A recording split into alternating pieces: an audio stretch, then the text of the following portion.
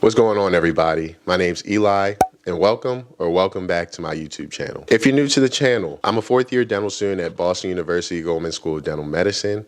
On this channel, I make dental school vlogs, videos with advice for pre-dental students, as well as videos about general dental topics to help the general population. If this is something that interests you, please make sure you subscribe. Without further ado, let's get into today's video.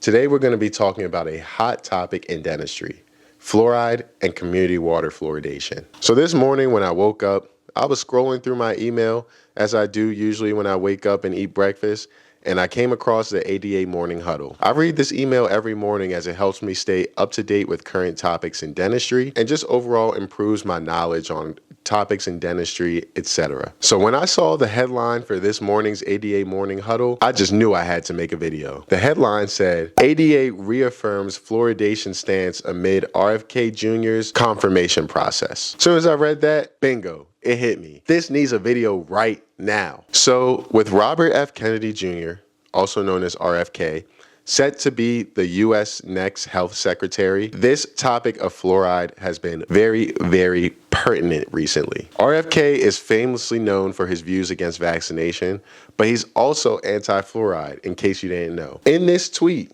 you see RFK make claims that fluoride is an industrial waste associated with arthritis, bone fractures, bone cancer, IQ loss, neurotoxicity, and thyroid disease. Also worth noting, I recently made a video about the perfect oral hygiene routine, and a fellow dental student left a comment under it that I thought was pretty important to display and to reply to. His comment said, "Do you think fluoride is completely harmless?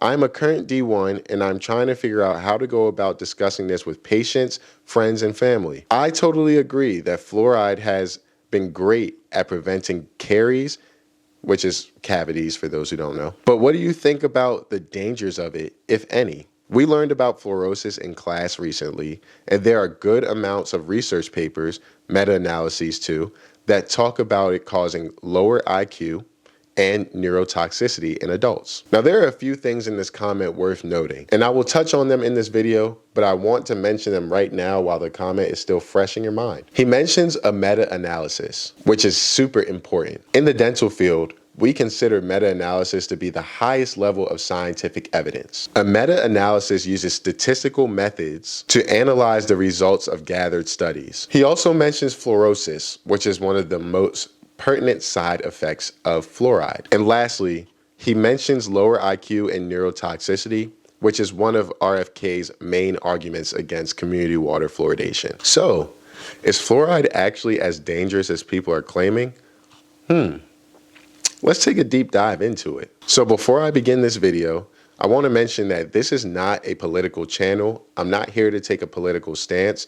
I just feel as somebody in the dental profession, I want to disseminate this information to you all, give my thoughts and opinion on it, but also give you guys facts and let you all come up with your own interpretation of the facts. So let's start off with some cold, hard facts about community water fluoridation. In 1945, Grand Rapids, Michigan was the first city to approve community water fluoridation.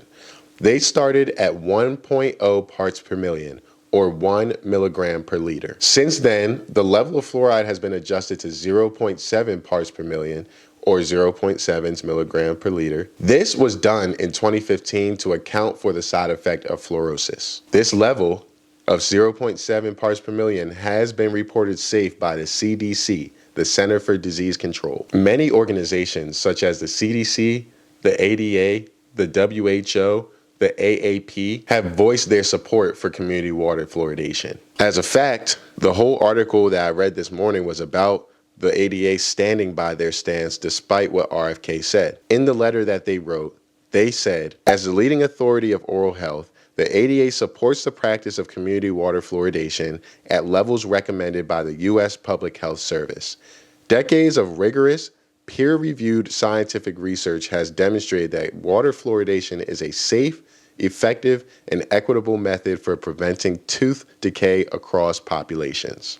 So let's talk about why community water is fluoridated. So number one, let's say something off the bat. All water has trace amounts of fluoride. But essentially, fluoride has been added to community water, and for 50 plus years, It's been saving people's teeth and saving people's money. I'll insert a graphic right here that'll put it in basic terms for you, but essentially 25% fewer cavities have occurred in communities with water fluoridation. This has led to less pain, less fillings and less tooth loss, and less missed days of school and work. On the flip side, there's been a return of $20 in every dollar invested because people are saving money on dental work as a result of this community water fluoridation. So, like everyone has mentioned, these meta-analyses, etc., I decided to do my own research and bring it all to you guys so you can see my interpretation of the research and my thoughts on this topic. So first thing I'll mention is the research that I came across when I went to the CDC website. The CDC says that the government sets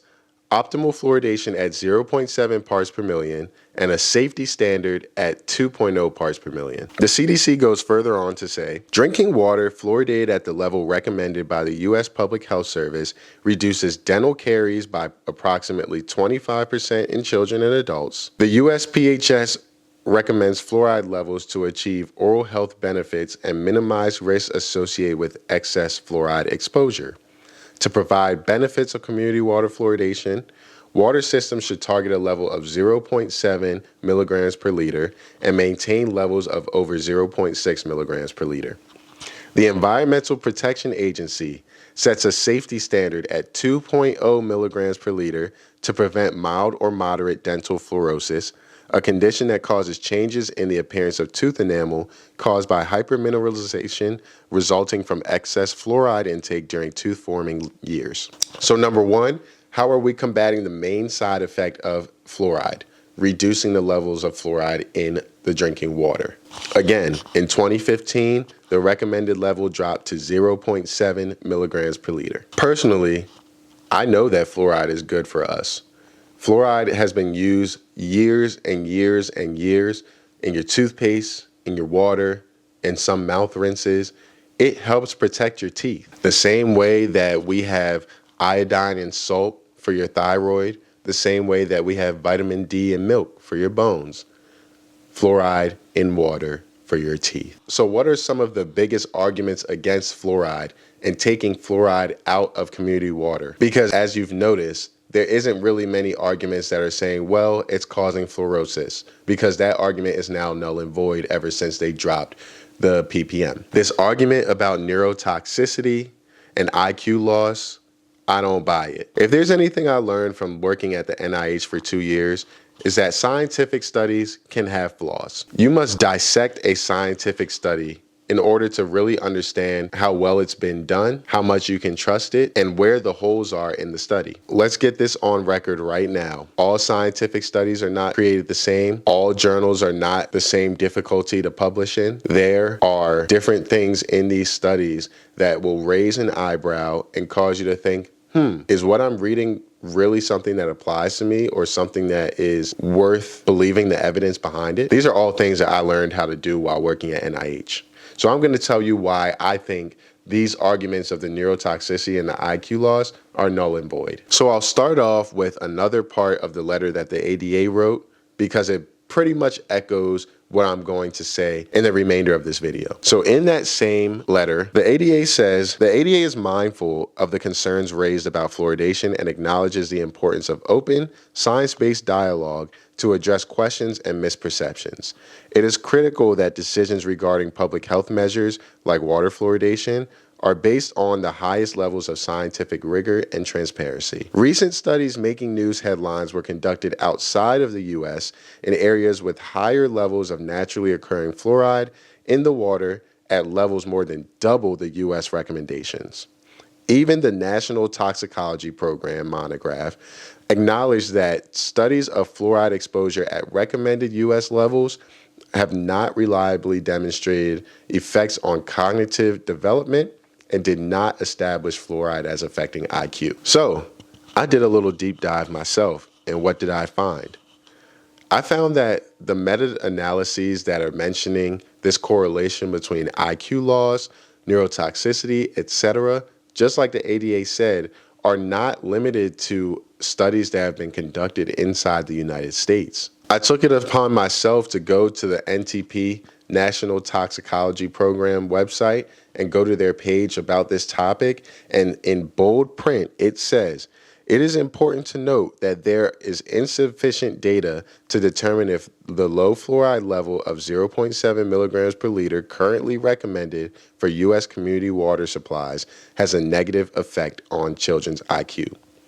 The NTP found no evidence that fluoride exposure had adverse effects on adult cognition.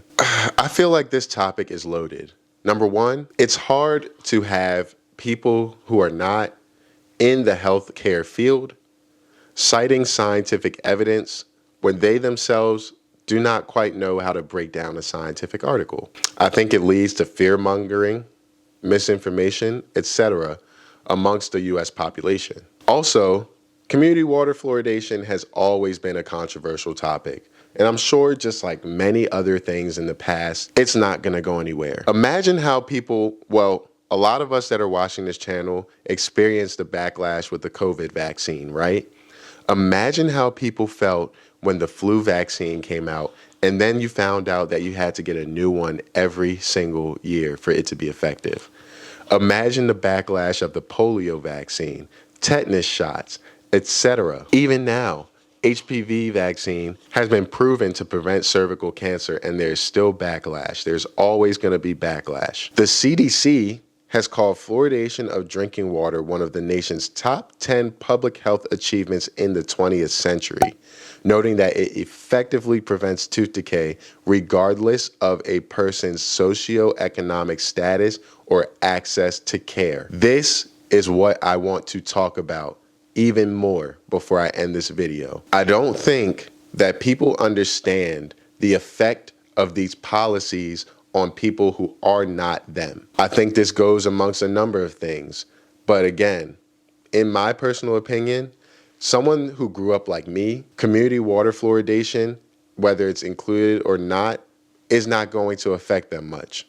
They're still going to have access to dental care. They're still going to go to the dentist twice a year, and they're still going to keep up with their oral health. However, there are people in the United States who live 40, 50 plus miles away from their closest dental office. There are people who don't have or have never had dental insurance. There are people who can't afford to go to the dentist twice a year. And who is this policy change going to affect the most?